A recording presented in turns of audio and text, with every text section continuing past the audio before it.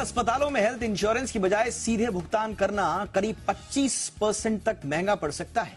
चौंकिए नहीं, ये सच है। मेट्रो शहरों में इलाज के खर्च को लेकर अस्पतालों का ये दोहरा मापदंड कितना ठीक है, आज हम इसी पर चर्चा करेंगे। अक्सर होता यह है, आप सोचते हैं कि इंश्योरेंस से अगर हमने इलाज का खर्चा किया तो वो महंगा पड़ सकता है। धारणा यही है, क्योंकि लगता है कि भाई आपकी जेब से तो जान ही रहा है, इंश्योरेंस कंपनी देगी, तो अस्पताल भी अनाप शनाप वसूली करने लगते हैं, ऐसी धारणा है। लेकिन अब पता चला है कुछ केसेस में कि सीधा यानी कि डायरेक्ट अगर आप बिना इंश्योरेंस के इलाज करते हैं तो वो ज्यादा महंगा पड़ेगा, इंश्योरेंस वाला थोड़ा सस्ता पड़ता है। सवाल यह है कि अगर इलाज एक है तो खर्चों के रेट अलग अलग क्यों हैं? बहुत ही खास मुद्दा है ये, आम इंसान से जुड़ा हुआ। बहुत ही खास मेहमान मेरे साथ आज होंगे, हम इस पूरे मुद्दे की परत खोलेंगे। मेरा नाम है दीपक डोभाल, लौट रहा हूं मैं एक स्टोरी के बाद।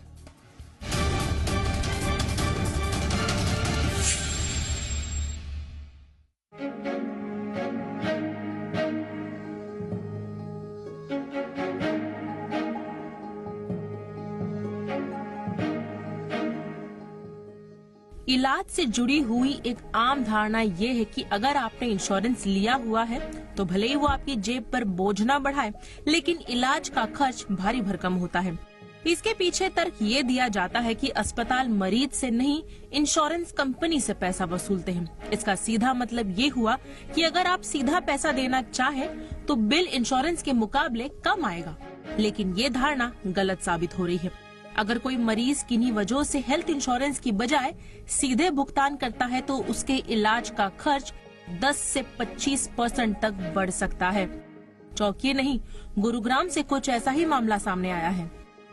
सबसे पहले कंसल्टेशन के खर्च की बात करें तो अगर आपके पास हेल्थ इंश्योरेंस है तो ये खर्च जहां 4,500 के करीब बैठता है, वही इंश्योरेंस नहीं होने पर ये खर्च बढ़कर 10,000 तक जा सकता है, यानी 2 गुने से अधिक का अंतर। जांच के खर्चों की बात करें तो इसमें भी 2 से 3,000 का अंतर मिलेगा। रूम रेंट की बात करें तो सीधे भुगतान करने पर इसमें मरीज पर 2,500 से 3,000 रुपए तक का अतिरिक्त बोझ पड़ सकता है। दवा का चूंकि फिक्स रेट होता है, इसलिए इसमें अंतर नहीं देखने को मिलेगा।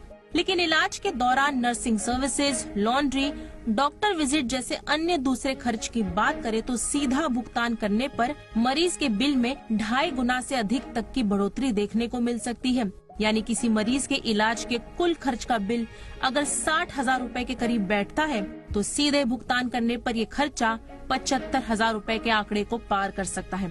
ऐसे में किसी के मन में सवाल उठ सकता है कि आखिर ऐसा क्यों? लेकिन इस क्यों का सही जवाब देने की बजाय अस्पताल इसे एक स्टैंडर्ड प्रैक्टिस बताकर बच निकलते हैं।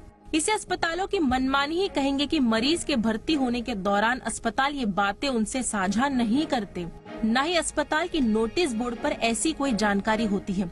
होना तो ये चाहिए कि सीधे भुगतान करने वाले मरीज से कम पैसे लिए जाने चाहिए, क्योंकि इंश्योरेंस के मामलों में एक तो अस्पताल को तत्काल बीमा कंपनी से भुगतान नहीं मिलता, वही उसे इंश्योरेंस के भुगतान में कई तरह की कागजी पेंच से गुजरना होता है। यही वजह है कि तमाम छोटे अस्पतालों में अगर कोई मरीज सीधे भुगतान का विकल्प अस्पतालों को देता है तो उसे इलाज का बिल कुछ सस्ता पड़ जाता है।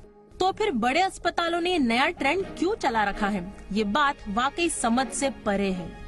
अब सवाल उठता है कि हेल्थ इंश्योरेंस कंपनियां कोई गड़बड़ी करती है तो मरीज अपनी शिकायत IRDAI से कर सकता है, लेकिन जब बड़े अस्पताल इस तरह की अनियमितता बरत रहे हो तो मरीज कहां जाए, किससे अपनी शिकायत करे?